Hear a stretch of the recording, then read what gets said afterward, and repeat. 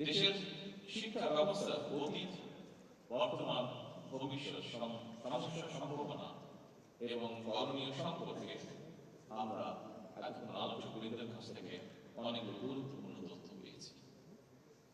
দীর্ঘ ১.৫ দশকের বেশি সময় ফ্যাসিবাদী শাসন শোষণ শুধুমাত্র দেশের জনগণের গণতান্ত্রিক রাজনৈতিক অধিকারই কেড়ে নেয়নি,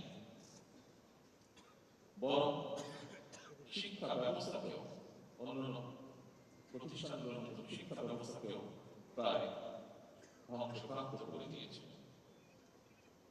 গণতান্ত্রিক বাংলাদেশে এবার অবশ্যই আমাদের ঘুরে দাঁড়ানোর পালা, এবং যখন আমরা দেখি আমাদের সামনে এত বিশাল ভবিষ্যৎ সম্ভাবনা, তখন আমাদের মনোবল বৃদ্ধি পায়।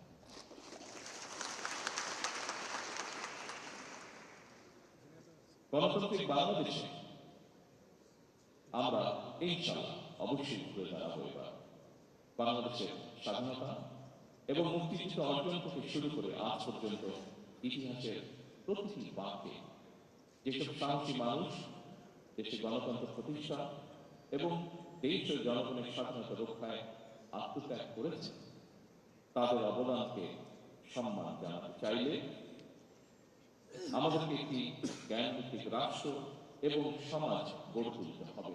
নিশ্চয়ই শিক্ষায়, দীক্ষায়, জ্ঞান, বিজ্ঞান, প্রযুক্তিতে নিজেদেরকে প্রস্তুত রাখতে না পারলে আমি মনে করি আগামী দিনে বৈশ্বিক প্রতিযোগিতায় টিকে থাকা মনে হয় কষ্টকর হয়ে পড়বে। উপস্থিত সুধীবৃন্দ, দেশে আধুনিক এবং প্রযুক্তি নির্ভর উচ্চশিক্ষা বিস্তারে জাতীয় বিশ্ববিদ্যালয় সবচেয়ে গুরুত্বপূর্ণ ভূমিকা পালন করতে পারে, কারণ সারা দেশে জাতীয় বিশ্ববিদ্যালয়ের অধিভুক্ত কলেজের সংখ্যা ২,০০০-এরও বেশি। এইসব প্রতিষ্ঠানে বর্তমানে কম বেশি ৪০ লাখের মতন শিক্ষার্থী অধ্যয়ন করছেন। ইতিমধ্যে ১ কোটিরও বেশি শিক্ষার্থী উচ্চশিক্ষা গ্রহণ করেছেন পর্যায়ক্রমিকভাবে। উচ্চশিক্ষা ব্যবস্থাপনার সমস্যা, সংকট এবং প্রতিবন্ধকতা নিরসন এবং শহর কিংবা গ্রামে যারা উচ্চশিক্ষা গ্রহণে আগ্রহী তাদের জন্য সুযোগ নিশ্চিত করতে সাবেক প্রধানমন্ত্রী মরহুমা বেগম খালেদা জিয়া ১৯৯২ সালে জাতীয় বিশ্ববিদ্যালয় প্রতিষ্ঠা করেছেন। সম্মানিত শিক্ষক, শিক্ষিকা ও শিক্ষিকাবৃন্দ,